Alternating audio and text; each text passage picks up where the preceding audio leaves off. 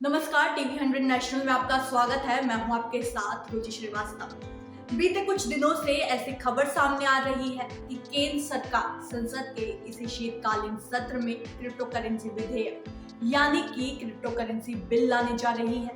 आपको बता दें कि बीते सोमवार से संसद का सत्र शुरू हुआ और इस सत्र में क्रिप्टो करेंसी और डिजिटल करेंसी पर सरकार ने अपना रुख साफ करना शुरू कर दिया।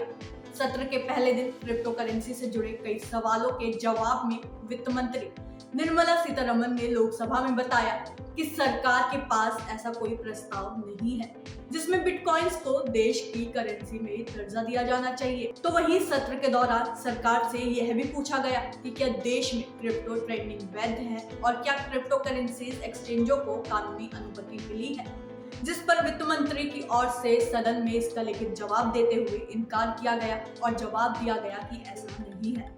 सत्र के दौरान सरकार से ये भी पूछा गया कि क्या वह देश में हो रहे बिटकॉइन ट्रांजैक्शन का डेटा कलेक्ट करती है।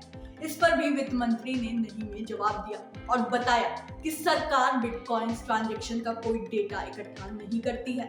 सत्र के दौरान सरकार की ओर से एक और अहम प्रस्ताव की जानकारी दी गई। एक लिखित बयान में बताया गया कि सरकार को अक्टूबर में रिजर्व बैंक ऑफ इंडिया की ओर से डिजिटल करेंसी को लेकर एक अहम प्रस्ताव मिला था। सरकार के मुताबिक रिजर्व बैंक ने प्रस्ताव दिया कि डिजिटल करेंसी को भी बैंक नोट की परिभाषा में रखा जाए, यानी कि डिजिटल करेंसी को भी बैंक नोट की तरह ही देखा जाए। इसके लिए आरबीआई ने कानून में संशोधन का प्रस्ताव दिया। सरकार की ओर से जानकारी दी गई कि आरबीआई ने अक्टूबर में सेंट्रल बैंक डिजिटल करेंसी यानी कि सीबीडीसी का प्रस्ताव रखा था। सीबीडीसी मुख्य रूप से ट्रेडिशनल करेंसी का डिजिटल रूप है, यानी यह डिजिटल रुपया ही है। बीते दिनों ही खबर ये भी आई कि सरकार संसद के शीतकालीन सत्र में क्रिप्टो करेंसी को लेकर बिल लाने जा रही है, जिसमें कुछ अपवादों के साथ सभी प्राइवेट क्रिप्टो करेंसीज पर बैन लगाने की तैयारी भी है। बिल को लेकर सामने आए ऑफिशियल डॉक्यूमेंट में कहा गया कि यह बिल कुछ अपवादों के साथ सभी प्राइवेट क्रिप्टो करेंसीज पर बैन लगाने की बात करता है।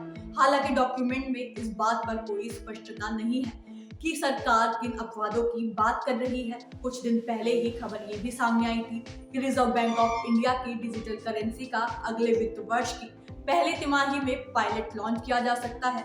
इसके अलावा संसद में ये भी पूछा गया कि क्या सरकार के पास देश में सेंट्रल बैंक डिजिटल करेंसी पेश करने का कोई प्रस्ताव है। इस सवाल के जवाब में वित्त राज्य मंत्री पंकज चौधरी ने कहा कि भारतीय रिजर्व बैंक से एक प्रस्ताव अक्टूबर 2021 को प्राप्त हुआ। चौधरी ने आगे कहा कि इस प्रस्ताव के तहत भारतीय रिजर्व बैंक अधिनियम 1934 में संशोधन करते हुए बैंक नोट की परिभाषा के दायरे को बढ़ाना चाहिए था ताकि डिजिटल फॉर्मों में करेंसी को शामिल किया जा सके। चौधरी ने आगे कहा कि आरबीआई इस मामले की जांच कर रही है और इसे लागू करने के लिए चरणबद्ध तरीके से विचार भी कर रही है। आपको बता दें कि संसद के शीतकालीन सत्र में क्रिप्टो करेंसी को रेगुलेट करने के लिए the crypto currency and regulation of official digital currency bill 2021 पेश किया जाना है। देश भर में अभी क्रिप्टो करेंसी के इस्तेमाल के संबंध में कोई नियम कानून नहीं है। आपको बता दें कि पिछले सप्ताह कहा गया था कि सरकार केवल कुछ क्रिप्टो करेंसीज को अंतर्निहित तकनीक और इसके उपयोग को बढ़ावा देने के लिए क्रिप्टो बाजार में कुछ रेगुलेशन लागू करने पर विचार कर रही है। फिलहाल के लिए इस खबर में सिर्फ इतना ही। बाकी कारोबार और निवेश जगत से जुड़ी तमाम खबरों को जानने के लिए आप देखते रहिए टीवी 100 नेशनल।